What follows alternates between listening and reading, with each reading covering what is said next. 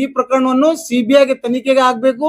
ಯಾಕಂದ್ರೆ ನಿಷ್ಪಕ್ಷ ತನಿಖೆ ಸಿಬಿಐದಿಂದ ಆಯ್ತು ಅಂತಂದ್ರೆ ಈ ಹೈದರ್ ಅಲಿ ನದಾಫ್ ಕೊಲೆ ಪ್ರಕರಣದಲ್ಲಿ ನಿಜವಾದ ಕೊಲೆಗಾರರು ಯಾರು ಮತ್ತು ಅಮಾಯಕರಿಗೆ ಯಾವ ತರ ಬಲಿಪಶು ಮಾಡಲಾಗಿದೆ ಆಗಿನ ಪೊಲೀಸ್ ಇಲಾಖೆ ಮತ್ತು ಆಗಿನ ಬಿಜೆಪಿ ಸರ್ಕಾರ ಅನ್ನುವಂತಹದ್ದು ಸತ್ಯಾಸತ್ಯತೆ ಹೊರಗೆ ಬರುತ್ತದೆ.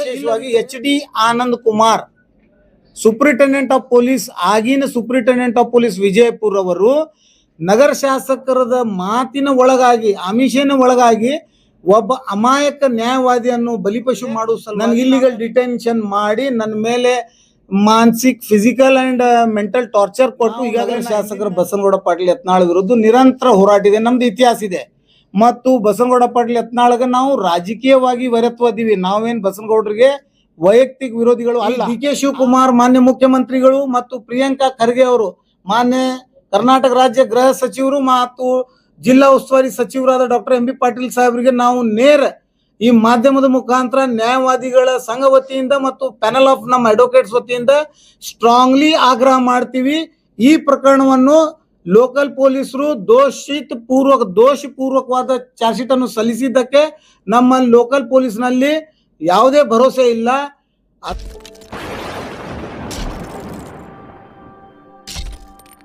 ಮತ್ತು ಇದು ಪತ್ರಿಕಾ ಉದ್ದೇಶ ಏನಂದ್ರೆ ಹೈದರ್ ಮರ್ಡರ್ ಕೇಸ್ ನಲ್ಲಿ ಕಾದ್ರಿ ವಕೀಲರಿಗೆ ಇಲ್ಲಿಗಲ್ ಡಿಟೆನ್ಷನ್ ಮಾಡಿದ್ರು ಪೊಲೀಸರು. 6ನೇ ತಾರೀಕಿಗೆ ಅವರು ಮನೆಯಿಂದ ಎಬ್ಸ್ಕೊಂಡು ಹೋಗಿ 6 ದಿವಸ ಇಲ್ಲಿಗಲ್ ಡಿಟೆನ್ಷನ್ ಮಾಡಿ ಪೊಲೀಸರು ಯಾವುದೇ ನ್ಯಾಯಾಲಯ ಮುಂದೆ ಪ್ರೊಡ್ಯೂಸ್ ಮಾಡಿದ್ದಿಲ್ಲ. ಇದರ ಸಂಬಂಧ ನಾವು ನಮ್ಮ ಡಿಸ್ಟ್ರಿಕ್ಟ್ ಕೋರ್ಟ್ನಲ್ಲಿ ಒಂದು ಇದು PC ಫೈಲ್ ಮಾಡಿ, ಪ್ರೈವೇಟ್ ದೂರವನ್ನು ಫೈಲ್ ಮಾಡಿ ಅಲ್ಲೇ ಒಂದು ಪೊಲೀಸ್ ಇಲಾಖೆ ವಿರುದ್ಧ ಇಲ್ಲಿಗಲ್ ಡಿಟೆನ್ಷನ್ ಮಾಡ್ಯಾರ ಅಂತೇಳಿ SP ಅವ್ರಿಗೆ ಆರೋಪಿ ಮಾಡಿ, CPI ಅವರಿಗೆ, PSI ಕೆಲವು ಸಿಬ್ಬಂದಿ ಮೇಲೆ ಎಲ್ಲರಿಗೂ ಆರೋಪಿಯನ್ನು ಮಾಡಿ ಒಂದು ನಾವು ನ್ಯಾಯಾಲಯಕ್ಕೆ ಒಂದು ಪ್ರೊಟೆಸ್ಟ್ ಇದು PC ಫೈಲ್ ಮಾಡಿದ್ವಿ. ಅದರ ಮುಖಾಂತರ ಏನು ನ್ಯಾಯಾಲಯನಲ್ಲಿ ವಿಚಾರಣೆ ಆಗಿ ಅದು ಒಂದು ಆದೇಶ ಆಗಿತ್ತು ಎಲ್ಲರ ಮೇಲೆ FIR ದರ್ಜ್ ಮಾಡಂತ ಹೇಳಿ. ಆ FIR ರಿಜಿಸ್ಟರ್ ಮಾಡಿದ್ರು ಮತ್ತು ಅವರು ಪೊಲೀಸರು ಕಲಬುರ್ಗಿ ಹೈಕೋರ್ಟ್ನಲ್ಲಿ ಒಂದು ಇದರ ವಿರುದ್ಧ ಒಂದು ರಿಟ್ ಪಿಟಿಷನ್ ಫೈಲ್ ಮಾಡಿದ್ರು, ಇದು ಸೆಟ್ ಅಸೈಡ್ ಆಗಬೇಕು ಅಂತ ಹೇಳಿ. ಅಲ್ಲಿ ಪೊಲೀಸರಿಗೂ ಅಲ್ಲಿ ಕಲಬುರ್ಗಿ ಬೆಂಚ್ನಲ್ಲಿ ಅವ್ರಿಗೂ ಒಂದು ಅಲೋ ಆಯಿತು ಅವ್ರದ್ದು ರಿಟ್ ಪಿಟಿಷನ್. ಇದು ಕೇಸು ಹ್ಯೂಮನ್ ರೈಟ್ಸ್ಗೆ ಹೋಗುತ್ತೋ ಅಥವಾ ಸೆಂಟ್ರಲ್ ಹ್ಯೂಮನ್ ರೈಟ್ಸ್ಗೆ ಮಾಡಬೇಕು, ಏನು ನ್ಯಾಯಾಲಯದಲ್ಲಿ ಮಾಡಬೇಕು ಅಂತೇಳಿ ಅಲ್ಲಿ ಒಂದು ಗೊಂದಲವನ್ನು ಸೃಷ್ಟಿ ಮಾಡಿ ಅದು ನ್ಯಾಯಾಲಯ ಏನಂತೂ ಇಲ್ಲ, ಅದು ಇದು ಇವರು ಹ್ಯೂಮನ್ ರೈಟ್ಸ್ಗೆ ಹೋಗ್ಬೇಕಂತ ಹೇಳಿ ಅಲ್ಲೇ ಒಂದು ಆದೇಶ ಆಗಿತ್ತು, ನಮ್ಮ ವಿರೋಧ ಆಗಿತ್ತು. ಅಲ್ಲೇ ನಾವೇನು ಮಾಡಿದ್ವಿ, ಮತ್ತು ಮುಂದೆ ಸುಪ್ರೀಂ ಕೋರ್ಟ್ ಸರ್ವೋಚ್ಚ ನ್ಯಾಯಾಲಯದಲ್ಲಿ SLP ಮುಖಾಂತರ ಅಲ್ಲಿ ಒಂದು ಕೇಸ್ ದಾಖಲು ಮಾಡಿದ್ದು. ಈಗ ನಿನ್ನೆ 26ನೇ ತಾರೀಕಿಗೆ ಅಲ್ಲೇ ಒಂದು ನಮ್ಮ SLP ಅಲಾವ್ ಆಗೈತಿ. ಅದರ ಬಗ್ಗೆ ಸವಿಸ್ತಾರವಾಗಿ SS ಕಾದ್ರಿ ವಕೀಲರು ಹೇಳ್ಬೇಕಂತ ಹೇಳಿ ನಾನು ಅವ್ರಿಗೆ ವಿನಂತಿ ಮಾಡ್ತೀನಿ. ಅವರು ವಿಕ್ಟಿಮ್ನು ಅದಾರ, ಅವರು ಹೇಳ್ಬೇಕಂತೇಳಿ ಮಿತ್ರರಿಗೆ ಸ್ವಾಗತವನ್ನು ಕೋರುತ್ತಾ ನೇರ ವಿಷಯಕ್ಕೆ ನಾನು ಮಾತಾಡ್ತೀನಿ. ನಾನು ಪತ್ರಿಕಾಗೋಷ್ಠಿ ಮಾಡೋಕ್ಕಿಂತ ಮುಂಚೆ ಎಲ್ಲ ಮಾಧ್ಯಮದ ಮಿತ್ರರಿಗೆ ನಾನು ವೈಯಕ್ತಿಕವಾಗಿ ವಿನಂತಿ ಮಾಡಿಕೊಳ್ಳೋದೇನಂತಂದ್ರೆ, ಇವತ್ತಿನ ಪತ್ರಿಕಾಗೋಷ್ಠಿ ಯಾವುದೇ ಸಾಮಾಜಿಕ, ರಾಜಕೀಯ ಅಥವಾ ಇತರೆ ವಿಷಯ ಕುರಿತು ನಾವು ಪತ್ರಿಕಾಗೋಷ್ಠಿಯನ್ನು ಕರೆದಿರೋದಿಲ್ಲ. ಹಾಗಾಗಿ ಎಲ್ಲ ಮಾಧ್ಯಮದ ಮಿತ್ರರಿಗೆ ನಾವು ವೈಯಕ್ತಿಕವಾಗಿ ವಿನಂತಿ, ನಮ್ಮ ಪ್ಯಾನಲ್ ಆಫ್ ಅಡ್ವೊಕೇಟ್ಸ್ ನಾವು ನಿಮ್ಗೆ ವೈಯಕ್ತಿಕವಾಗಿ ವಿನಂತಿಸಿಕೊಳ್ಳೋದೇನೆಂದ್ರೆ, ನಮ್ಗೆ ಕೇಳ್ತಕ್ಕಂಥ ನಿಮ್ಮ ಪ್ರಶ್ನಾವಳಿಗಳನ್ನು ಏನದ ಕೇವಲ ಸೀಮಿತವಾದ ನಮ್ದು ಪತ್ರಿಕಾಗೋಷ್ಠಿಯ ಸಬ್ಜೆಕ್ಟ್ ಮ್ಯಾಟರ್ ಮೇಲೇನೆ ಇರಬೇಕು ಅಂತೇಳಿ ನಾವು ವೈಯಕ್ತಿಕವಾಗಿ ವಿನಂತಿ ಮಾಡ್ಕೊಡ್ತೀವಿ. ಇವತ್ತು ಪತ್ರಿಕಾಗೋಷ್ಠಿಯ ಉದ್ದೇಶ ಏನಿದೆ ಅಂತಂದ್ರೆ, ದಿನಾಂಕ 6/5/2023 ಒಂದು ಹೈದರ್ ಅಲಿ ನದಾಫ್ ಅನ್ನುವ ವ್ಯಕ್ತಿಯಿಂದ ಕೊಲೆ ವಿಜಯಪುರ ಚಾಂದ್ಪುರ್ ಕಾಲನಿಯಲ್ಲಿ ಘಟನೆ ಆಗಿರುತ್ತದೆ. ಆ ಕೊಲೆ ಪ್ರಕರಣದಲ್ಲಿ ಸುಮಾರು FIR ಪ್ರಥಮ ವರ್ತಮಾನ ವರದಿಯಲ್ಲಿ ಸಮಯ ಅಂದಾಜು 10:30 ಗಂಟೆಗೆ ಕೊಲೆ ಆಗಿರುತ್ತದೆ ಅಂತೇಳಿ ಫಿರ್ಯಾದಿದಾಳಾದ ಹೈದರ್ ನದಾಫ್ನ ಹೆಂಡತಿ Nishat Haider Ali Nadaf, ward number 19 corporator ಅವರು ಫಿರ್ಯಾದಿಯನ್ನು ಕೊಟ್ಟಿರ್ತಾರೆ. ಅದರಂತೆ 10:30ಗೆ ಕಂಪ್ಲೇಂಟ್, ಇನ್ನೂ ಕಂಪ್ಲೇಂಟ್ ರಿಜಿಸ್ಟರ್ ಆಗಿರೋದಾಗ 10:30ಗೆ ಮರ್ಡರ್ ಆಗಿರ್ತದೆ. ನಾನು ಮನೆಯಲ್ಲಿ ಮಲಗಿದಾಗ, ಅಸೆಂಬ್ಲಿ ಚುನಾವಣೆ ನಡೆದಾಗ, ಆ ಅಸೆಂಬ್ಲಿ ಚುನಾವಣೆ ಪ್ರಚಾರ ಮುಗಿಸ್ಕೊಂಡು ನಾನು ರಾತ್ರಿ ಮನೆಯಲ್ಲಿ ಮಲಗಿದಾಗ 11 ಗಂಟೆಗೆ ಒಬ್ಬ ವ್ಯಕ್ತಿ ಶಿವ್ ಅಲ್ಲಿಗಿಡದ್, ಈ ಪ್ರಕರಣದಲ್ಲಿ ಆರೋಪಿ number 8 head constable Gandhi Chowk Shiv Alligidad, ಪ್ರತ್ಯೇಕವಾಗಿ ನಾನು ಅವ್ರವ್ರದ್ದು ಸಮಯಕ್ಕೆ ತಕ್ಕಂತ ಅವ್ರವ್ರ ಆರೋಪಿತರ ಹೆಸರು ತೆಗೆದುಕೊಂಡಿರುತ್ತೇನೆ, ಅದನ್ನು ತಾವು ಗಣನೆಯಲ್ಲಿ ಇಟ್ಕೊಳ್ಬೇಕು. ಫಸ್ಟ್ ಆಫ್ ಆಲ್ 11 ಗಂಟೆ 4 ಮಿನಿಟಕ್ಕೆ ಶಿವ್ ಅಲ್ಲಿಗಿಡದನ್ನುವ ಹೆಡ್ ಕಾನ್ಸ್ಟೇಬಲ್ ನನಗೆ ಫೋನ್ ಮಾಡಿ, ಖಾದ್ರಿ ವಕೀಲರೇ ನೀವು ಎಲ್ಲಿದ್ದೀರಿ, ನಮ್ಮ SP ಸಾಹೇಬರು ಸ್ಥಳದಲ್ಲಿ ಇದ್ದಾರೆ, ಹೈದರ್ ನದಾಫ್ ಅನ್ನುವ ವ್ಯಕ್ತಿಯನ್ನು ಕೊಲೆಯಾಗಿದೆ, ನಿಮ್ಮನ್ನು ಪ್ರೈಮ್ ಸಸ್ಪೆಕ್ಟ್ ಅನ್ನು ಮಾಡಿದ್ದಾರೆ SP ಸಾಹೇಬರು, ನಿಮ್ಮ ವಿಚಾರಣೆಗೆ ನಿಮ್ಗೆ ಕರೆ ತರಲು SP ಸಾಹೇಬರು PSI ಗಾಂಧಿ ಚೌಕ್ ಅವರಿಗೆ ಇನ್ಸ್ಟ್ರಕ್ಷನ್ಸ್ ಕೊಟ್ಟಿದ್ದಾರೆ, ಅದರಂತೆ ನೀವು ಮನೆಯಲ್ಲಿ ಇರಬೇಕು, ಮೊಬೈಲ್ ಸ್ವಿಚ್ ಆಫ್ ಮಾಡಬಾರ್ದು ಅನ್ನುವಂಥದ್ದು ಹೇಳುತ್ತಾ ಫೋನ್ ಹೇಳಿದ್ದಕ್ಕೆ ನಾನು ಅದನ್ನು ಅವ್ರ ಗಮನದಲ್ಲಿ ಇಟ್ಕೊಂಡು ಮನೆಯಲ್ಲಿ ಇದ್ದೆ. 10 ಮರ್ಡರ್ ಆಗ್ತದೆ. ಕ್ರೊನಾಲಜಿಕಲ್ ಸೀಕ್ವೆನ್ಸ್ ತಾವು ಗಮನದಲ್ಲಿ ಇಟ್ಕೋಬೇಕು ಮಾಧ್ಯಮದ ಮಿತ್ರರು. 10:30 ಮರ್ಡರ್ ಆಗ್ತದೆ. 11 ಅವರ್ಸಿಗೆ ನನಗೆ ಫೋನ್ ಬರ್ತದೆ. FIR 12 ಗಂಟೆ 15 ಮಿನಿಟಕ್ಕೆ ರಿಜಿಸ್ಟರ್ ಆಗ್ತದೆ ಫಿರ್ಯಾದಿದಾರ ಕಡೆಯಿಂದ. ಮತ್ತು ಆಪ್ FIR ನಲ್ಲಿ ನನಗೆ ಆರೋಪಿ ನಂಬರ್ 2 ಎದೆ ಮೇಲೆ ಕೂತು ಗುಂಡು ಹೊಡೆದಿನಿ ಅನ್ನುವಂಥದ್ದು ಸಾರಾಂಶವನ್ನು ಬರ್ಕೊಂಡಿರ್ತಾರೆ. ಇದರ ಅರ್ಥ ಪೊಲೀಸರು ಆ ವೇಳೆಯಲ್ಲಿ ಆ ಕೊಲೆ ಪ್ರಕರಣವನ್ನು ಕೈಯಲ್ಲಿ ಇಟ್ಟುಕೊಂಡು ನನ್ನನ್ನು ಗುರಿಯಾಗಿ ಮಾಡಿಕೊಂಡು ರಾಜಕೀಯ ದ್ವೇಷವನ್ನು ಸಾಧಿಸುವ ಸಮಯದಲ್ಲಿ ನಡೆತಕ್ಕಂಥ ಅಸೆಂಬ್ಲಿ ಚುನಾವಣೆಯಲ್ಲಿ ನಾನು ಒಬ್ಬ ಸ್ಟಾರ್ ಕ್ಯಾಂಪೇನರ್ ಆಗಿ ಕಾಂಗ್ರೆಸ್ ಪಕ್ಷದ ಸ್ಟಾರ್ ಕ್ಯಾಂಪೇನರ್ ಆಗಿರೋದ್ರಿಂದ ಆಗಿನ BJP ಅಭ್ಯರ್ಥಿಯಾದ ನಗರ ಶಾಸಕರ ಚುನಾವಣೆಗೆ ಸಹಾಯ ಮಾಡಲು ಅಧಿಕಾರಿಗಳು ತಮ್ಮ ಅಧಿಕಾರವನ್ನು ದುರ್ಬಳಕೆ ಮಾಡಿಕೊಂಡು ನನ್ನನ್ನು ಟಾರ್ಗೆಟ್ ಮಾಡಿ ಪ್ರಕರಣದ ಮರ್ಡರ್ ಕೇಸ್ ಪ್ರಕರಣ ದಾಖಲಾಗೋಕ್ಕಿಂತ ಮುಂಚೆ ನನ್ನನ್ನು ಡಿಟೈನ್ ಮಾಡಿದರು. 11 ಗಂಟೆಗೆ as per BNSS and as per CRPC digital arrest ನನಗೆ 11 ಗಂಟೆಗೆ ಮಾಡಿದರು ಪೊಲೀಸರು. ನನಗೆ 11 ಗಂಟೆ 12:45 ಪೊಲೀಸ್ ಇದರಲ್ಲಿ ಆರೋಪಿ number 3, 4, 5 Basavaraj Nerale PSI, Gudimani BM Pawar ASI, Shiv Alligidad ಹಾಗೂ ಮಂಕಣಿ ಹೆಡ್ ಕಾನ್ಸ್ಟೇಬಲ್ ಇವರು ನಮ್ಮ ಮನೆಗೆ ಬಂದು 12 ಗಂಟೆ 45 ಮಿನಿಟಕ್ಕೆ ನನ್ನ ಮನೆಯಿಂದ ಠಾಣೆಗೆ ಕರ್ಕೊಂಡು ಹೋಗಿ ಠಾಣೆಯಲ್ಲಿ ಅಲ್ಲಿಂದ ಆನಂದ್ ವಿಹಾರದಲ್ಲಿ ಇಲ್ಲಿಗಲ್ ಡಿಟೈನ್ ಮಾಡಿ ಸುಮಾರು 6/5/2023 12/5/2023 ನನಗೆ ಇಲ್ಲಿಗಲ್ ಡಿಟೆನ್ಷನ್ ಮಾಡಿ ನನ್ನ ಮೇಲೆ ಮಾನಸಿಕ ಫಿಸಿಕಲ್ ಅಂಡ್ ಮೆಂಟಲ್ ಟಾರ್ಚರ್ ಕೊಟ್ಟು ಈಗಾಗಲೇ ನಾ ಹಿಂದಿನ ಪತ್ರಿಕಾಗೋಷ್ಠಿಯಲ್ಲಿ ಸವಿಸ್ತಾರವಾಗಿ ಡೀಟೇಲ್ ಹೇಳಿದ್ದೀನಿ. ಅದನ್ನು ಮಾಡಿದ್ದಕ್ಕೆ ನಾನು ನನ್ನ available human rights under section 2D of the protection of human rights act ನಾನು ವೈಲೇಟ್ ಆಗಿದ್ದಾವೆ ಅಂತೇಳಿ section 30 of the protection of human rights act ಕೆಳಗಡೆ ಮಾನ್ಯ ಪ್ರಧಾನ ಜಿಲ್ಲಾ ಸತ್ರ ನ್ಯಾಯಾಲಯ ವಿಶೇಷ ನ್ಯಾಯಾಲಯ ಮಾನವ ಹಕ್ಕುಗಳ ಉಲ್ಲಂಘನೆ ಕಾಯ್ದೆ ಅಡಿಯಲ್ಲಿ ಖಾಸಗಿ ದೂರನ್ನು ಈ 9 ಮಂದಿ, ಅದರಲ್ಲಿ ವಿಶೇಷವಾಗಿ HD Anand Kumar superintendent of police, ಆಗಿನ ಸೂಪರಿಂಟೆಂಡೆಂಟ್ ಆಫ್ ಪೊಲೀಸ್ ವಿಜಯಪುರ ಅವರು ನಗರ ಶಾಸಕರದ ಮಾತಿನ ಒಳಗಾಗಿ ಆಮಿಷನ ಒಳಗಾಗಿ ಒಬ್ಬ ಅಮಾಯಕ ನ್ಯಾಯವಾದಿಯನ್ನು ಬಲಿಪಶು ಮಾಡುವ ಸಲುವಾಗಿ ನಾನು, ಯಾಕಂದ್ರೆ ಅಲ್ಪಸಂಖ್ಯಾತರ ಏಕೈಕ ಧ್ವನಿಯಾಗಿ ನಾನು ಸಮಾಜದಲ್ಲಿ ಹೋರಾಟ ಮಾಡ್ತಾ ಇದ್ದಿರೋದನ್ನು ನನ್ನ ಧ್ವನಿಯನ್ನು ಮೊಟಕಗೊಳಿಸುವ ಉದ್ದೇಶದಿಂದ ನನ್ನನ್ನು ಒಂದು ಸುಳ್ಳು ಕೊಲೆ ಕೇಸ್ನಲ್ಲಿ ಆರೋಪಿಯನ್ನಾಗಿ ಮಾಡಿದ್ದರಿಂದ ಅದರಲ್ಲಿ ಮುಖ್ಯ ಪಾತ್ರ ವಹಿಸಿದ್ದು HD Anand Kumar superintendent of police Vijayapura. ಈಗಿನ ಸರ್ಕಾರದಲ್ಲಿ ಅವರಿಗೆ ಪದೋನ್ನತಿ ಕೊಟ್ಟು ಪ್ರಮೋಷನ್ ಕೊಟ್ಟು ಅವರನ್ನು DIG ಸೈಬರ್ ಕ್ರೈಮ್ ಮಾಡಿದ್ದಾರೆ. ಇವತ್ತು ಇಡೀ ರಾಜ್ಯದ ಅಲ್ಪಸಂಖ್ಯಾತರ ಮೊಬೈಲ್ ಫೋನ್, ಎಲೆಕ್ಟ್ರಾನಿಕ್, ದಲಿತರ ಎಲ್ಲ ಶೋಷಿತ ವರ್ಗದ ಸರ್ವಲೈನ್ಸ್ ಇಡಲು ಇಂಥ ಭ್ರಷ್ಟ ಅಧಿಕಾರಿಯನ್ನು ಇವತ್ತು ಸರ್ಕಾರ ನೇಮಕ ಮಾಡಿದದ. ಇದೊಂದು ಅಕ್ಷಮ್ಯ ಅಪರಾಧ, ಅದು that is secondary issue. But ಈಗ ಆ ವಿಷಯವನ್ನು ನಾನು ಮಾನ್ಯ ಪ್ರಧಾನ ಜಿಲ್ಲಾ ಸತ್ರ ನ್ಯಾಯಾಲಯದಲ್ಲಿ ಖಾಸಗಿ ದೂರನ್ನು ದಾಖಲಿಸಿಕೊಂಡಾಗ ಪ್ರಧಾನ ಜಿಲ್ಲಾ ಸತ್ರ ನ್ಯಾಯಾಲಯವನ್ನು ಅದನ್ನು ಪ್ರಕರಣವನ್ನು ಗಂಭೀರತೆಯನ್ನು ವರ್ಗಾವಣೆ ಮಾಡಿ ಸೂಪರಿಂಟೆಂಡೆಂಟ್ ಆಫ್ ಪೊಲೀಸ್ ವಿಜಯಪುರ ಅವರಿಗೆ ದಾಖಲಿಸಲಿಕ್ಕೆ ಹೇಳಿದಾಗ ಸೂಪರಿಂಟೆಂಡೆಂಟ್ ಆಫ್ ಪೊಲೀಸ್ ವಿಜಯಪುರ ಅವರು ಪ್ರಕರಣ ದಾಖಲು ಮಾಡಿ ಜಯನಗರ್ ಪೊಲೀಸ್ ಠಾಣೆ ಗುನಾ ನಂಬರ್ 15/24 ನಲ್ಲಿ ರಿಜಿಸ್ಟರ್ ಕೇಸ್ ಮಾಡಿ ಇನ್ವೆಸ್ಟಿಗೇಷನ್ ಸ್ಟಾರ್ಟ್ ಮಾಡಿದಾಗ ಆರೋಪಿ ಪೊಲೀಸರಾದ ವಿಜಯ್ ಮಾಂತೇಶ್ ಮಡ್ಪತಿ, ಆಗಿನ CPI, ಈ ಮರ್ಡರ್ ಕೇಸಿನ ತನಿಖಾಧಿಕಾರಿ ಬಸನಗೌಡ ನೆರಳೆ, ಮಲ್ಲಿಕಾರ್ಜುನ್ ತಳವಾರ್, ದೇವರಾಜ್ ಉಳ್ಳಾಗಡ್ಡಿ PSI, ಇವು 4 ಮಂದಿ PSIಗಳು. ಒಂದು Vijay Mantesh Madpati CPI, BM Pawar ASI, HD Mankani, Shiv Alligidad Gudimani head constable, BM Pawar ASI, HD Anand Kumar superintendent of police, ಈ 9 ಮಂದಿ ಮೇಲೆ ಪ್ರಕರಣ ದಾಖಲು ಮಾಡಿ ಇನ್ವೆಸ್ಟಿಗೇಷನ್ ನಡೆದಾಗ ಈ 9 ಮಂದಿ ಪೊಲೀಸ್ ಆಫೀಸರ್ ಆರೋಪಿತರು ಮಾನ್ಯ ಉಚ್ಚ ನ್ಯಾಯಾಲಯಗಳಲ್ಲಿ ರಿಟ್ ಪಿಟಿಷನ್ ನಂಬರ್ 200873 ಆಫ್ 24 ನಲ್ಲಿ ಒಂದು ರಿಟ್ ಪಿಟಿಷನ್ ಫೈಲ್ ಮಾಡಿ ಫಿರ್ಯಾದಿಯನ್ನು ಸ್ಕ್ವಾಶ್ ಮಾಡಂತೂ ಅವರು ಪ್ರಾರ್ಥನೆ ಮಾಡಿರುವುದಿಲ್ಲ. ಮಾನ್ಯ ಉಚ್ಚ ನ್ಯಾಯಾಲಯದಲ್ಲಿ ಮಾನ್ಯ ಕರ್ನಾಟಕ ರಾಜ್ಯ ಸರ್ಕಾರ ಮಾಡಿರುವ Karnataka state human right court rules 2006 ನಿಯಮ 6 unconstitutional and ultra vires to constitution ಇದೆ, ಇದನ್ನು ಸ್ಟ್ರಕ್ ಡೌನ್ ಮಾಡಬೇಕು ಅಂತ ಹೇಳಿ ಪ್ರಾರ್ಥನೆ ಉಚ್ಚ ನ್ಯಾಯಾಲಯದಲ್ಲಿ ಮಾಡಿದಾಗ ನಮ್ಮ ಪರವಾಗಿ ನಮ್ಮ ಉಚ್ಚ ನ್ಯಾಯಾಲಯದ ಸೀನಿಯರ್ ಅಡ್ವೊಕೇಟ್ ಆದ ಅಶೋಕ್ ಹಾರ್ನಳ್ಳಿ ಹಾಗೂ ಅಮಿತ್ ಮಮದಾಪುರ್ ವಕೀಲರು ವಾದ ಮಂಡನೆ ಮಾಡಿದ್ರು. ಆದರೆ ಹೈಕೋರ್ಟ್ನಲ್ಲಿ ನಮ್ಮ ವಾದವನ್ನು ಅವಲೋಕಿಸಿದ್ರು ಸಹ ಮಾನ್ಯ ಉಚ್ಚ ನ್ಯಾಯಾಲಯವರು ನಮ್ಮ ವಾದವನ್ನು ತಿರಸ್ಕರಿಸಿ ಆರೋಪಿ ಪೊಲೀಸರ ವಾದವನ್ನು ಪುರಸ್ಕರಿಸಿ ಕಾನೂನನ್ನೇ ಸ್ಟ್ರಕ್ ಡೌನ್ ಮಾಡಿಬಿಟ್ಟಿದ್ರು. ಅನ್ಕಾನ್ಸ್ಟಿಟ್ಯೂಷನಲ್ ಡಿಕ್ಲೇರ್ ಆಯಿತು ಅದು.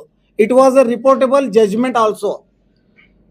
Being aggrieved by that order of the Honorable High Court of Karnataka, I and State Government of Karnataka, State of Karnataka also prepared a Supreme Court SLP, Special Leave Petition. ಅಂದ್ರೆ ಮಾನ್ಯ ಉಚ್ಚ ನ್ಯಾಯಾಲಯದ ಆದೇಶವನ್ನು challenge ಮಾಡಿ ನಾನು ಹಾಗೂ ಕರ್ನಾಟಕ ರಾಜ್ಯ ಸರ್ಕಾರ ಇಬ್ಬರು ಸರ್ವೋಚ್ಚ ನ್ಯಾಯಾಲಯದಲ್ಲಿ SLP ನಂಬರ್ 16453 ಆಫ್ 2024 ನಾನು ಸಲ್ಲಿಸಿದೆ ಮತ್ತು SLP ನಂಬರ್ 872 ಆಫ್ 25 ಕರ್ನಾಟಕ ರಾಜ್ಯ ಸರ್ಕಾರನು ಪ್ರತ್ಯೇಕವಾಗಿ ಸಲ್ಲಿಸಿದ್ದನ್ನು ನಿನ್ನೆ ದಿನಾಂಕ 25/8/2026 ಮಾನ್ಯ ಸರ್ವೋಚ್ಚ ನ್ಯಾಯಾಲಯ ವಿಭಾಗೀಯ ಪೀಠ justice Vikramnath and justice Sandeep Mehta ಇವರ ನೇತೃತ್ವದಲ್ಲಿ ನಮ್ಮ ಸೀನಿಯರ್ ಅಡ್ವೊಕೇಟ್ ರಾದ ನಿಜಾಮ್ ಪಾಷಾ ಮತ್ತು ಕರ್ನಾಟಕ ರಾಜ್ಯ ಸರ್ಕಾರ ತರಪೇದಿಂದ ಅಡಿಷನಲ್ ಅಡ್ವೊಕೇಟ್ ಜನರಲ್ ರಾದ ಆವಿಷ್ಕಾರ್ ಮನು ಸಿಂಘ್ವಿ, ಇಸ್ಮಾಯಿಲ್ ಜಬಿಯುಲ್ಲಾ ಮತ್ತು ಮಲಾರ್ ರಾವ್ ಇವರೆಲ್ಲರೂ ಪ್ರತಿವಾದವನ್ನು ಅವಲೋಕಿಸಿ ಮಾನ್ಯ ಸರ್ವೋಚ್ಚ ನ್ಯಾಯಾಲಯವು ಮಾನ್ಯ ಉಚ್ಚ ನ್ಯಾಯಾಲಯ ನೀಡಿರುವ ತೀರ್ಪನ್ನು ಸೆಟ್ ಅಸೈಡ್ ಮಾಡಿ ನಮ್ಮ SLP ಅಲೌಡ್ ಮಾಡಿ ಕಾನೂನನ್ನು ರಿಸ್ಟೋರ್ ಮಾಡಿರುತ್ತಾರೆ. ಅದರಂತೆ ಪ್ರಕರಣವನ್ನು ರಿಸ್ಟೋರ್ ಮಾಡಿರ್ತಾರೆ. ಅದರಂತೆ ದೋಷಾರೋಪಣ ಪಟ್ಟಿಯನ್ನು ಸಲ್ಲಿಸಿದ್ದನ್ನು ದೋಷಪೂರ್ವಕ ಆಗಿದೆ ಅಂತೇಳಿ ಪ್ರೊಟೆಸ್ಟ್ ಪಿಟಿಷನ್ ನಾವು ಜಿಲ್ಲಾ ನ್ಯಾಯಾಲಯಕ್ಕೆ ಹಾಕಿದ್ದನ್ನು ಅದನ್ನು ಪುರಸ್ಕರಿಸಿ ಈಗ 31ನೇ ತಾರೀಕಿಗೆ ಈ 9 ಮಂದಿ ಆರೋಪಿತರು ನ್ಯಾಯಾಲಯದಲ್ಲಿ ವಿಚಾರಣೆಯನ್ನು ಫೇಸ್ ಮಾಡಬೇಕು. ಮತ್ತು ಈ ಪತ್ರಿಕಾಗೋಷ್ಠಿಯ ಕರೆಯುವ ಮೂಲ ಉದ್ದೇಶ ಏನಿದೆ ಅಂತಂತಂದ್ರೆ ಇವತ್ತು ಯಾವುದೇ ತರಹದ ಒಬ್ಬ ಸಾರ್ವಜನಿಕರ ಮಾನವ ಹಕ್ಕುಗಳು ಉಲ್ಲಂಘನೆ ಆದರೆ ಮಾನವ ಹಕ್ಕು ಉಲ್ಲಂಘನೆ ಕಾಯ್ದೆ ಅಡಿಯಲ್ಲಿ 2 ವಿಕಲ್ಪ ಒಬ್ಬ ನಾಗರಿಕನಿಗೆ ಸ್ಟ್ಯಾಚ್ಯೂಟ್ ಕೊಟ್ಟಿರುತ್ತದೆ. ಏನಂತಂದ್ರೆ ಸೆಕ್ಷನ್ 17 ಕೆಳಗಡೆ ಅವರು ಕಮಿಷನ್ ಆಯೋಗಕ್ಕೆ ಅರ್ಜಿಯನ್ನು ಸಲ್ಲಿಸಬೇಕಾಗಿತ್ತು. ಇದೇ ವಾದ ಎತ್ತಿ ಹಿಡಿದು ಆರೋಪಿ ಪೊಲೀಸರು ಮಾನ್ಯ ಉಚ್ಚ ನ್ಯಾಯಾಲಯಕ್ಕೆ ಹೋಗಿದ್ದು. ಏನಂತ ಹೇಳಿದ್ರೆ ಫಿರ್ಯಾದಿದಾರನಾದ ಆಸಿಫುಲ್ಲಾ ಖಾದ್ರಿ ಅವರು ಮಾನ್ಯ ವಿಶೇಷ ನ್ಯಾಯಾಲಯಕ್ಕೆ ಖಾಸಗಿ ದೂರು ಸಲ್ಲಿಸುವ ಬದಲಾಗಿ ಅವರು ಆಯೋಗಕ್ಕೆ ಅವ್ರಿಗೆ ಹೋಗ್ಬೇಕಾಗಿದ್ದು ಸೆಕ್ಷನ್ 17 ಹೇಳ್ತದ ಅಂತೇಳಿ. ಆದರೆ ಸರ್ವೋಚ್ಚ ನ್ಯಾಯಾಲಯವನ್ನು ಈ ವಿಷಯ ಕುರಿತು ಈ ಗೊಂದಲವನ್ನು ಸ್ಪಷ್ಟವಾಗಿ ಮಾಡಿ ಏನದ ಮಾನ್ಯ ಸರ್ವೋಚ್ಚ ನ್ಯಾಯಾಲಯವು ಹೇಳಿದದ ಫಿರ್ಯಾದಿದಾರ ಯಾವನೇ ಒಬ್ಬ ಮಾನವ ಹಕ್ಕುಗಳಲ್ಲಿ ಪೀಡಿತರಾದ ವ್ಯಕ್ತಿಯನ್ನು ಮಾನ್ಯ ನ್ಯಾಯಾಲಯಕ್ಕೆ ನೇರ ಖಾಸಗಿ ದೂರು ಸಲ್ಲಿಸಿ ನ್ಯಾಯ ಪಡೆದುಕೊಳ್ಳಬಹುದಾಗಿದೆ ಅಂತ ತೀರ್ಪನ್ನು ಪ್ರಕಟಿಸಿದ್ದಕ್ಕೆ ಮಾನ್ಯ ಸರ್ವೋಚ್ಚ ನ್ಯಾಯಾಲಯಕ್ಕೆ ಇಡೀ ನಮ್ಮ ಅಡ್ವೊಕೇಟ್ ಫ್ರಾಟರ್ನಿಟಿ ಬಿಜಾಪುರ ಜಿಲ್ಲಾ ಬಾರ್ ಅಸೋಸಿಯೇಷನ್ ಈ ನನ್ನ ಹೋರಾಟನಲ್ಲಿ ನನಗ ಹೆಗಲ ನಿಂತು ಅದರಲ್ಲಿ ವಿಜಯಪುರ ಜಿಲ್ಲಾ ನ್ಯಾಯವಾದಿಗಳ ಸಂಘದಲ್ಲಿ ವಿಶೇಷವಾಗಿ MH ರೋಜೇವಾಲೆ ವಕೀಲರು, ತಿಪ್ಪಣ್ಣ ದೊಡ್ಡಮನಿ ವಕೀಲರು, ಗಜಾನಂದ್ ಪವಾರ್ ವಕೀಲರು, ನಮ್ಮ GA Athnoor sir senior Athnoor sir ಆಫೀಸ್ನವರು, AT ಬಿರಾದರ್ ಸರ್ ಆಫೀಸ್ನವರು, SS ಲಗಳಿ ಸರ್ ಆಫೀಸ್ನವರು ಎಲ್ಲ ನಮ್ಮ ಬಿಜಾಪುರ ಜಿಲ್ಲಾ ನ್ಯಾಯವಾದಿಗಳ ಸಂಘದ ಕ್ರಿಮಿನಲ್ ಪ್ರಾಕ್ಟೀಸಿಂಗ್ ಆಫೀಸ್ದವರು ನನಗ ಸಂಪೂರ್ಣವನ್ನು ಬೆಂಬಲ ಕೊಟ್ಟಿದ್ದಕ್ಕೆ ಅವರೆಲ್ಲ ಈ ಮಾಧ್ಯಮದ ಮುಖಾಂತರ ಹೃತ್ಪೂರ್ವಕ ಧನ್ಯವಾದವನ್ನು ಸಲ್ಲಿಸುತ್ತಾ ಮಾನ್ಯ ಸರ್ವೋಚ್ಚ ನ್ಯಾಯಾಲಯಕ್ಕೆ ನಾವು ತಲೆಬಾಗಿ ತೀರ್ಪಿಗೆ ಸ್ವಾಗತಿಸುತ್ತೇವೆ.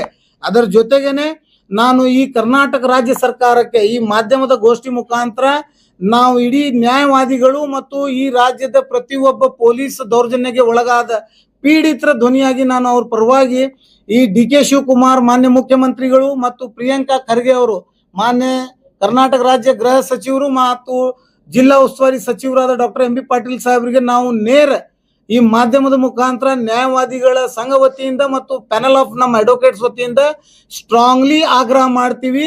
ಈ ಪ್ರಕರಣವನ್ನು ಲೋಕಲ್ ಪೊಲೀಸರು ದೋಷಪೂರ್ವಕವಾದ ಚಾರ್ಜ್ ಶೀಟ್ ಅನ್ನು ಸಲ್ಲಿಸಿದ್ದಕ್ಕೆ ನಮ್ಮ ಲೋಕಲ್ ಪೊಲೀಸ್ನಲ್ಲಿ ಯಾವುದೇ ಭರವಸೆ ಇಲ್ಲ.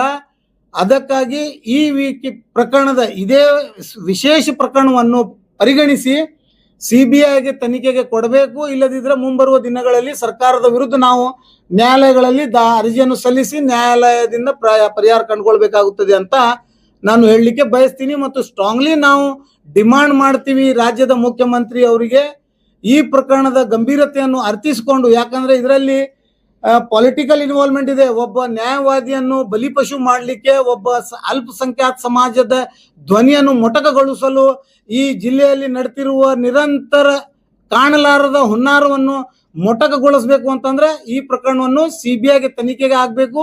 ಯಾಕಂದ್ರೆ ನಿಷ್ಪಕ್ಷ ತನಿಖೆ ಸಿಬಿಐದಿಂದ ಆಯ್ತು ಅಂತಂದ್ರೆ ಈ ಹೈದರ್ ಅಲಿ ನದಾಫ್ ಕೊಲೆ ಪ್ರಕರಣದಲ್ಲಿ ನಿಜವಾದ ಕೊಲೆಗಾರರು ಯಾರು ಮತ್ತು ಅಮಾಯಕರಿಗೆ ಯಾವ ತರ ಬಲಿಪಶು ಮಾಡಲಾಗಿದೆ, ಆಗಿನ ಪೊಲೀಸ್ ಇಲಾಖೆ ಮತ್ತು ಆಗಿನ ಬಿಜೆಪಿ ಸರ್ಕಾರ ಅನ್ನುವಂತಹದ್ದು ಸತ್ಯಾಸತ್ಯತೆ ಹೊರಗೆ ಬರುತ್ತದೆ. ಇಲ್ಲದಿದ್ದರೆ ಇದರಲ್ಲಿ ಎಲ್ಲೋ ಒಂದ್ ಕಡೆ ರಾಜಕೀಯ ಕೂಡಿದಿದೆ ಅಂತ ನಮಗ ಗೊತ್ತಾಗ್ತದೆ. ಅದಕ್ಕೆ ನಾವು ಮತ್ತೆ ನ್ಯಾಯಾಲಯ ಮೊರೆಗೆ ಹೋಗಿ ನ್ಯಾಯ ಪಡೆದುಕೊಳ್ಳುತ್ತೇವೆ ಅಂತ ಹೇಳಿ ನನ್ನ ಮಾತನ್ನು ಮುಗಿಸ್ತೀನಿ. ಜೈ ಹಿಂದ್, ಜೈ ಕರ್ನಾಟಕ. ಆ ಟೈಮ್ನಲ್ಲೇ ಅಸೆಂಬ್ಲಿ ಚುನಾವಣೆ ನಡೆದಿತ್ತು.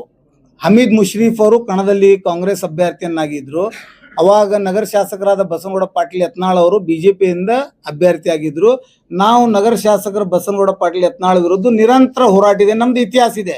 ಮತ್ತು ಬಸನಗೌಡ ಪಾಟೀಲ್ ಯತ್ನಾಳ್ಗೆ ನಾವು ರಾಜಕೀಯವಾಗಿ ವೈರತ್ವದೀವಿ. ನಾವೇನು ಬಸನಗೌಡರಿಗೆ ವೈಯಕ್ತಿಕ ವಿರೋಧಿಗಳು ಅಲ್ಲ. ಆದ್ರೆ ಅವರು ನಮ್ಮ ವಿರೋಧವನ್ನು ವೈಯಕ್ತಿಕನ್ನು ತೆಗೆದುಕೊಂಡು ನನ್ನ ಮೇಲೆ ಹಲವಾರು ಪ್ರಕರಣಗಳನ್ನು ದಾಖಲು ಮಾಡಿದ್ರು. ಅದು ಮಾನ್ಯ ನ್ಯಾಯಾಲಯ ಅದನ್ನು ಸಂಪೂರ್ಣ ಖುಲಾಸೆ ಬಿಡುಗಡೆ ಮಾಡಿದದ. ಅದಕ್ಕಾಗಿ ಹತಾಶೆ ಆಗಿ ಕೊನೆಯದಾಗಿ ಅವರು ಅದು ಒಂದು ಷಡ್ಯಂತ್ರ ಮಾಡಿದಾರೋ ಇಲ್ಲೋ, ಸತ್ಯಾಸತ್ಯತೆ ಹೊರಗೆ ಬರಬೇಕಾದ್ರೆ ಸಿಬಿಐ ಇನ್ವೆಸ್ಟಿಗೇಷನ್ ಆಗ್ಬೇಕಂತ ನಮ್ಮ ಜಿಲ್ಲಾ ಉಸ್ತುವಾರಿ ಸಚಿವರಿಗೆ ಹಾಗೂ ರಾಜ್ಯದ ಮುಖ್ಯಮಂತ್ರಿಗೆ ನಮ್ದು ನೇರ ನಿಮ್ಮ ಮಾಧ್ಯಮದ ಮುಖಾಂತರ ಆಗ್ರಹ ಇದೆ.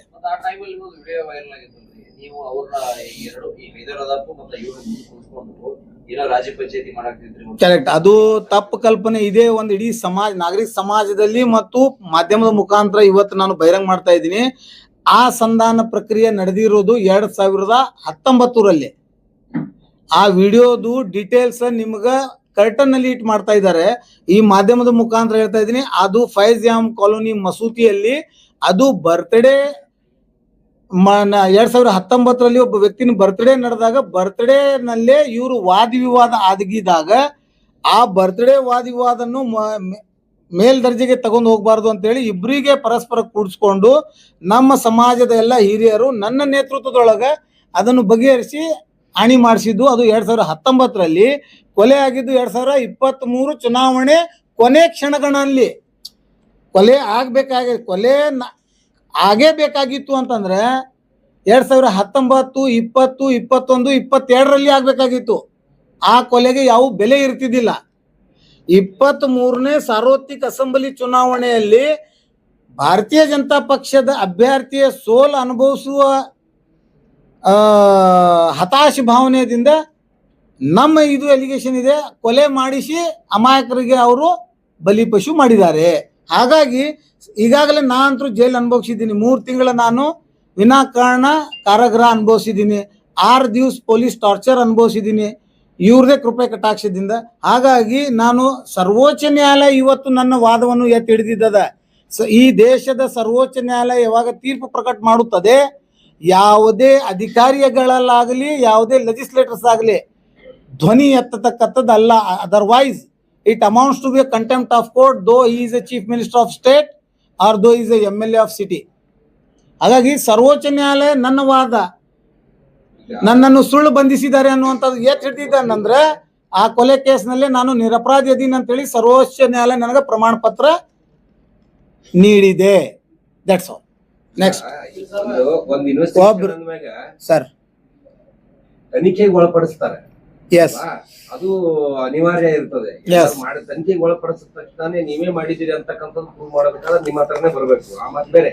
ಈಗ ತನಿಖೆ ಮಾಡುವಂತ ಸಂದರ್ಭದಲ್ಲಿ ಹೆಚ್ಚು ಕಡಿಮೆ ಆಗಿರ್ತದೆ. ಅದನ್ನ ಇಷ್ಟು ಎಲ್ಲಾ ಅಧಿಕಾರಿಗಳ ಮೇಲೆ ನೀವು ಅವ್ರ ಮೇಲೆ ಕೇಸ್ ಹಾಕಿ ಇದು ಮಾನವ ಉಲ್ಲಂಘನೆ ಆಗಿದೆ ಅನ್ನೋದು ಇಲ್ಲ ಸರ್. ನಿಮ್ಮ ಪ್ರಶ್ನೆಗೆ ನಾನು ಉತ್ತರ. ತನಿಖೆಗೆ ಇನ್ವೆಸ್ಟಿಗೇಷನ್ ನಲ್ಲಿ ಸಸ್ಪೆಕ್ಟ್ ಅಂತಾರ, ಯಾವನೇ ಒಬ್ಬ ವ್ಯಕ್ತಿ FIR ನಲ್ಲಿ ಅವನ ಹೆಸರು ನಮೂದಾದ್ರೆ he will be classified as a suspect, ಸಂಶಯಾಸ್ಪದ ವ್ಯಕ್ತಿ. ಪ್ರಕರಣದಲ್ಲಿ FIR ನಲ್ಲಿ ಅವನ ಹೆಸರಿದ್ರೆ FIR ನಲ್ಲಿ ಹೆಸರು FIR is not encyclopedia of the case, it is settled principle of law. ಪ್ರಥಮ ವರ್ತಮಾನ ವರದಿ ನಾನು honourable prime minister Narendra Modi ಅವ್ರ ಮೇಲೆ ಹಾಕ್ಬೋದು, ಬಟ್ ತನಿಖಾ ಏಜೆನ್ಸಿ ಇರುವುದು ಅದಕ್ಕಾಗೇನೆ ಸತ್ಯಾಸತ್ಯತೆಯನ್ನು ಶೋಧನೆ ಮಾಡಿ ಸುಳ್ಳನ್ನು ತೆಗೆದುಹಾಕಿ ಸತ್ಯವನ್ನು ನ್ಯಾಯಾಲಯ ಮುಂದೆ ಇಡಲು ಕರ್ತವ್ಯ ಅಧಿಕಾರ ನೀಡಿರುವ ಪಾರ್ಲಿಮೆಂಟ್ ಪೊಲೀಸ್ ಇನ್ವೆಸ್ಟಿಗೇಟಿಂಗ್ ಏಜೆನ್ಸಿಗೆ ಮತ್ತು ಅವರು ಕರ್ತವ್ಯ ಲೋಪ ಎಸಗಿ ಅಮಾಯಕರನ್ನು ಬಲಿಪಶು ಮಾಡಬಾರದು ಅನ್ನೋದಕ್ಕೆ ನ್ಯಾಯಾಲಯ ಹೇಳಿದ್ದು let them 100 culprit escape, but one innocent cannot be punished. साहब, जैसा कि आप कह रहे हैं कि मैं निर्दोष हूँ, FIR में काफी सारे लोगों के नाम आए थे, इन्वेस्टिगेशन में चंद लोगों के काम कम हो गए, नाम वो इस केस से बाहर हो गए. अगर आप भी निर्दोष होते तो आपका नाम भी चार्जशीट से अलग हो जाता, तो आपका चार्जशीट में नाम कम क्यों नहीं हुआ? यस, यही वजह से मेरा नाम चार्जशीट में नहीं कम करने की सजा ही आज ये पुलिस ऑफिसर की कर्तव्य लोप डिक्लेयर होकर के मुझे जो है फॉल्स इम्प्लीकेशन किया गया है करके सुप्रीम कोर्ट ऑर्डर की है. क्या सिर्फ एक SLP करने से SLP का ऑर्डर हुआ है? क्या वो कसूरवार साबित हुए हैं? क्या उनके ऊपर केस फाइल हुआ है? सिर्फ इंक्वायरी तो बैठ रही है. Sir, the supreme court investigation ಚಾಲೂ होने वाली, उसके अंदर क्या है, SLP ದಾಗ ಏನಾಗಿದೆ ಅಂದ್ರೆ ಅಲ್ಲಿ ಒಂದು ಆಪ್ಷನ್ ಕೊಟ್ಟಾರ.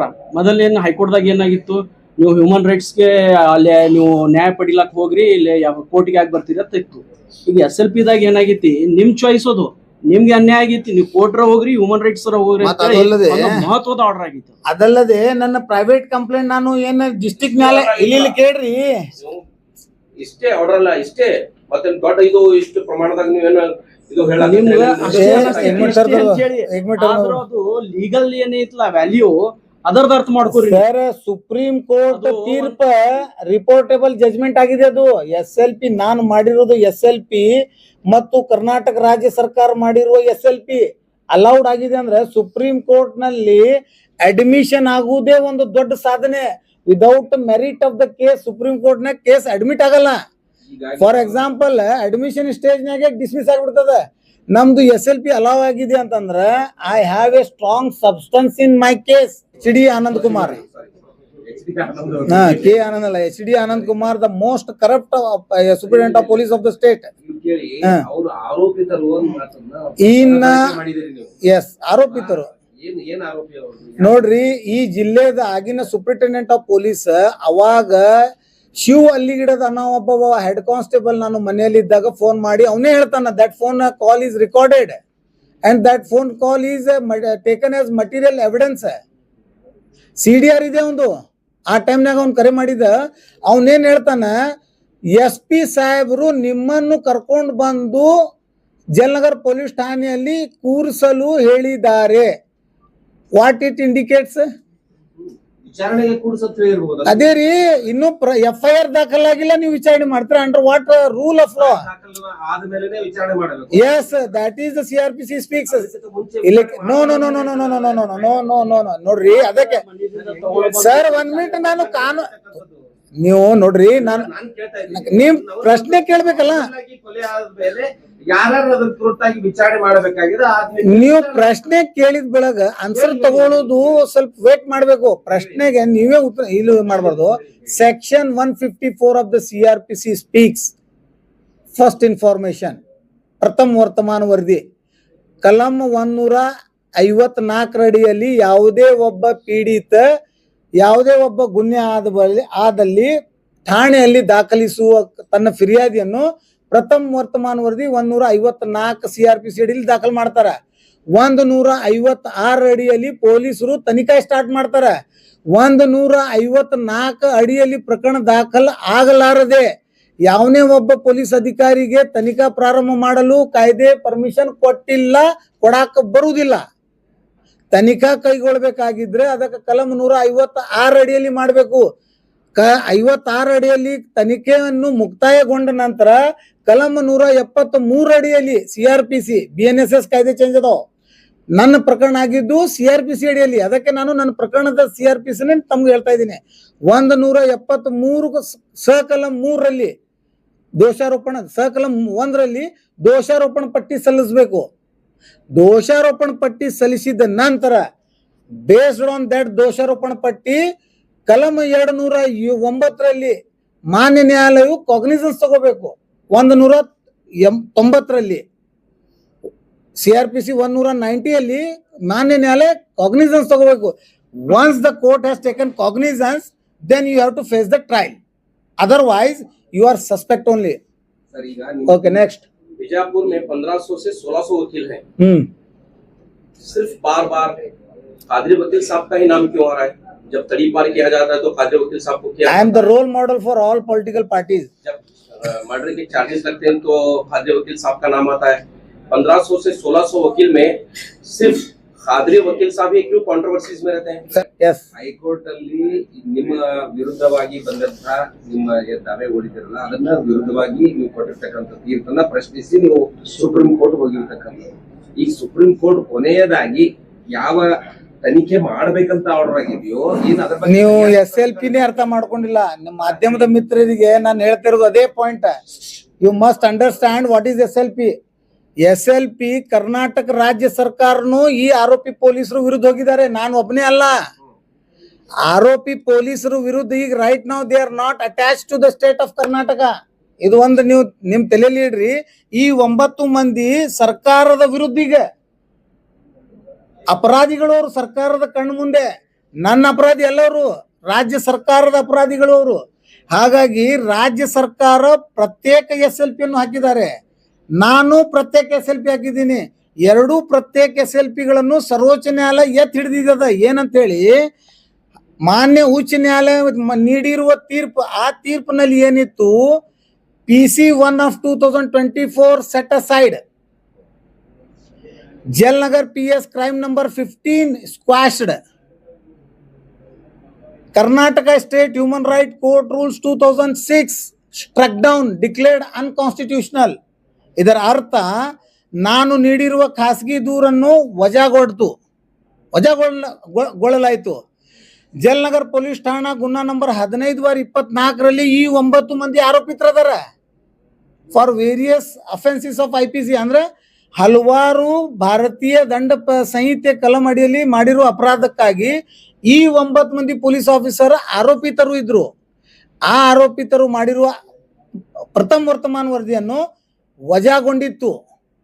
ಮತ್ತು ಅದರ ಜೊತೆಗೇನೆ ಕರ್ನಾಟಕ ರಾಜ್ಯ ಸರ್ಕಾರ 2006ರಲ್ಲಿ ಏನು ನಿಯಮಾವಳಿಯನ್ನು ಮಾಡಿತ್ತು, ಅಸೆಂಬ್ಲಿ ಒಳಗೆ ಎರಡೂ ಹೌಸ್ನಲ್ಲೇ, ಲೋವರ್ ಹೌಸ್ ಅಂಡ್ ಅಪ್ಪರ್ ಹೌಸ್ನಲ್ಲಿ ದೀರ್ಘಕಾಲ ಚರ್ಚಿಸಿ ಏನ್ ನಿಯಮಾವಳಿಯನ್ನು ರಚಿಸಿದ್ದು, ಆ ನಿಯಮಾವಳಿಯನ್ನು ಅಸಿಂಧುಗೊಳಿಸಿದ್ರು. ಆ ತೀರ್ಪನ್ನು ಸೆಟ್ ಅಸೈಡ್ ಮಾಡಿದ ಸುಪ್ರೀಂ ಕೋರ್ಟ್. ಇದರ ಅರ್ಥ ಈ 3 ಅಂಶಗಳನ್ನು ಸುಪ್ರೀಂ ಕೋರ್ಟ್ ರಿಸ್ಟೋರ್ ಮಾಡಿದ್ದಾರೆ. ಇದರ ಅರ್ಥ ಪರಿಗಣಿಸಲ್ಲ, ರಿಸ್ಟೋರ್ ಅಂದ್ರೆ ಆಸ್ ಇಟ್ ಈಸ್. ಈ ನ್ಯಾಯಾಲಯ ಉಚ್ಚ ನ್ಯಾಯಾಲಯ ತೀರ್ಪು ಬರೋಕ್ಕಿಂತ ಮುಂಚೆ ಈ 3 ಐಟಮ್ಸ್ ಅದ ಏನ್ ಸ್ಟೇಟಸ್ ಇತ್ತಲ್ಲ ಅದನ್ನು ಮರುಸ್ಥಾಪನೆ ಆಗಿದೆ. ಇದರ ಅರ್ಥ ನಾನು ನೀಡಿರುವ ಖಾಸಗಿ ದೂರು ಸತ್ಯಕ್ಕೆ ಸತ್ಯವಾಗಿದೆ ಅನ್ನುವಂತಹದ್ದು supreme court green signal trial ಕೋರ್ಟಿಗೆ ಅಂದ್ರೆ ವಿಚಾರಣಾ ನ್ಯಾಯಾಲಯಕ್ಕೆ ಆದೇಶ ನೀಡಿದದ. ನೀನು ಖಾಸಗಿ ದೂರುದಾರ ನೀಡಿರುವ ದೂರ ಅಂಶಗಳನ್ನು ಗಣನೆಗೆ ಇಟ್ಟುಕೊಂಡು ಅಪರಾಧಿಗಳನ್ನು ಶಿಕ್ಷೆಗೆ ಒಳಪಡಿಸುವುದು. ಇದರ ಅರ್ಥ ಆಯ್ತಾ? ಎಸ್. उन पर ही तड़ी पार के मर्डर के चार्ज लगते हैं तो पूरे पेशे को कहीं ना कहीं सवालिया निशान या कोई बदनाम करने की साजिश का जैसा लगता है। नहीं बार बार आपका ही नाम क्यों आ रहा है? यस, यूसुफ अलैहिस्सलाम को जेल जाना पड़ा. ಪ್ರವಾದಿ ಯೂಸುಫ್ ಅಲೈಹಿಸ್ಸಲಾಂ ಅವರು ಕಾರಾಗೃಹಕ್ಕೆ ಹೋಗಬೇಕಾಗಿತ್ತು. ನಾನೊಬ್ಬ ಸಾಮಾನ್ಯ ನ್ಯಾಯವಾದಿ. DK ಶಿವಕುಮಾರ್ ಮಾನ್ಯ ಮುಖ್ಯಮಂತ್ರಿ, ಕರ್ನಾಟಕ ರಾಜ್ಯದ ಮಾನ್ಯ ಮುಖ್ಯಮಂತ್ರಿ ಅವರು ತಿಹಾರ್ ಜೈಲ್ ಹೋಗಬೇಕಾಗಿತ್ತು. ಜೈಲ್ ಹೋಗುದು ಬರುವುದು it is not a bad or it is not a black spot point. ಜೈಲಿಗೆ ಕಳಿಸುವುದು ಒಂದು ಹುನ್ನಾರ ಇರ್ತದೆ, ಆ ವೇಳೆಯಲ್ಲಿ ಆ ಹುನ್ನಾರ ಯಶಸ್ವಿಯಾಗಿರ್ತದೆ. ಜೈಲಿಂದ ಬಂದ ನಂತರ ಕಳಿಸ್ದವ್ರನ್ನು ಕಳಿಸುವ ವ್ಯವಸ್ಥೆ ಮಾಡುವುದು ಅದು achievement. That I was done. ಮುಕ್ತಾಯ ಒಂದು ಅಲಹಾಬಾದ್ ಹೈಕೋರ್ಟ್ ಒಂದು ತೀರ್ಪು ನಿನ್ನೆ ಒಂದು ಪ್ರಕಟ ಆಗಿದೆ. ಅದರಲ್ಲಿ ಮಾನ್ಯ ಅಲಹಾಬಾದ್ ಹೈಕೋರ್ಟಿನ ನ್ಯಾಯಾಧೀಶರು ಒಂದು ಇದು ಕೋರ್ಟ್ ಪ್ರಾವರ್ಬ್ ರೆಫರೆನ್ಸ್ಗೆ ತಗೊಂಡಿದ್ದಾರೆ. ಆ ರೆಫರೆನ್ಸ್ ನಾನು ಇವತ್ತು ಹೇಳಲಿಕ್ಕೆ ನಿಮ್ಮ ಮುಂದೆ ಬಯಸ್ತಾ ಇದ್ದೀನಿ. ಏನದಂದ್ರೆ ಈ ನಮ್ಮ ಕೇಸಿಗೂ ಅನ್ವಯ, ನಮ್ಮ ಕೇಸಿಗಲ್ಲ, ಅಲಹಾಬಾದ್ ಹೈಕೋರ್ಟ್ ನಲ್ಲಿ ಒಂದು ತೀರ್ಪಾಗಿದೆ. ಅದರಲ್ಲಿ ಜಡ್ಜ್ ಸಾಹೇಬರು ಒಂದು ಶಾಯರಿ ಅಂದ್ರೆ ಶ್ಲೋಕ್ ಅನ್ನು ಅಳವಡಿಸಿಕೊಂಡಿದ್ದಾರೆ. ಅದು ಇಡೀ ಬಿಜಾಪುರ ಜಿಲ್ಲೆ ನನ್ನ ಕೇಸಿಗೆ ಅನ್ವಯ ಆಗುತ್ತದೆ. ಅದು ಏನಂತಂದ್ರೆ, लोग टूट जाते हैं एक घर बनाने में, तुम तरस नहीं खाते बस्तियां जलाने में. ಇದು ಮೆಸೇಜ್ ಈ ಜಿಲ್ಲಾ ಆಡಳಿತ ಹಾಗೂ ಈ ಜಿಲ್ಲೆಯ ರಾಜಕಾರಣಿಗಳಿಗೆ ನನ್ನಿಂದಿದೆ. ಯಾಕಂದ್ರೆ ಒಬ್ಬ ನ್ಯಾಯವಾದಿಗಳನ್ನು ಪೀಡಿತ ಮತ್ತು ಹಿಂಸೆಗೆ ಒಳಗಾಗಿ ಮಾಡ್ಬೇಕಂದ್ರೆ ಅವ್ರ ಮನೆಗೆ, ಅವ್ರ ಹೆಂಡ್ರು ಮಕ್ಕಳಿಗೆ, ಅವ್ರ ಕುಟುಂಬಕ್ಕೆ ಏನು ನೋವು ಉಂಟಾಗ್ತದ ಅದನ್ನ ನೀವು ಅರ್ಥಿಸ್ಕೊಂಡು ಇನ್ನು ಭವಿಷ್ಯದಾಗ ದೇವ್ರು ನೀವು ಒಳ್ಳೇದ್ ಮಾಡ್ಲಿ, ಇಂಥದ್ದು ಹೀನ ಕೃತ್ಯ ಮಾಡಬಾರ್ದಂತ ನನ್ನ ಸಲಹೆ. जुड़े रहिएगा आपके अपने चैनल बीजापुर समय के साथ.